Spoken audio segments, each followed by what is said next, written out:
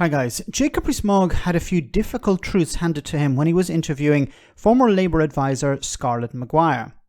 Now she explained to him how toxic policies and perhaps even toxic people like Suella Braverman will cost the Tories the next general election, and may even cost the right honourable gentleman from the 1800s his own seat. I think the halfpenny may have dropped for Jacob as he looked and sounded pretty uncomfortable with what was being said. But is Scarlett right? Jacob, you have been in government for 13 years. Well, not me personally. Well, I've been on backbenches most of the time. But still government, right? You've been voting this through. I mean, what I look at, and I think every time the government talks and talks and talks and they do nothing, and that's what we have to understand. And can I say, the thing about Suella is she was just talk. I mean, nothing happened on her watch. Nothing got better.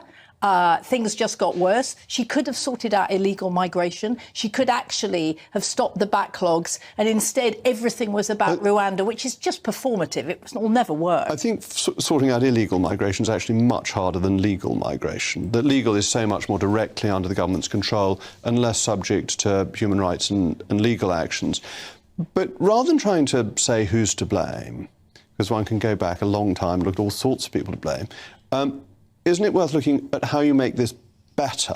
No, this is what I'm trying to do. But what I'm saying is I don't think it helps somebody like Suella who goes on about lefty lawyers and woke people and awful judges and all of that. I mean, what she's doing is she's losing you the election and, frankly, possibly losing you your seat. Because the thing about Suella is she's toxic, right? So there are lots of people who voted for you because they like you and they think, I can't vote Tory again, I'm going to vote Lib Dem. That is the problem with people like Suella, is actually they're on a personal crusade and they're going to bring down the government.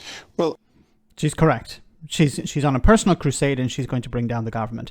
Now, I think there's a big problem for the Conservative Party, in particular Conservative MPs, because you'll have some of them who will resist, who will go against the government, go against the party somewhat. And then you'll have the others who will just go along because they want to further their careers. Jacob Rees-Mogg is somebody who has backed the likes of Suella Braverman, backed Boris Johnson. So he has not really resisted at all. He hasn't stood up for his constituents. He hasn't fought to improve their lives. He has gone along with the government. So at the general election, people are going to look at Jacob Rees-Mogg and say, okay, what has he done for us? He's done sweet FA for us. So he's out. Now, it's also going to be a problem for MPs who have resisted, people who have stood up for their constituents, who have tried to improve their lives, because they're going to get hammered as well, because people want change. People are tired of 13 years of Tory rule.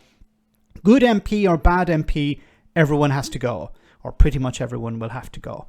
Some, of course, even Suella Braverman, it seems, will hold on to their seats, unfortunately.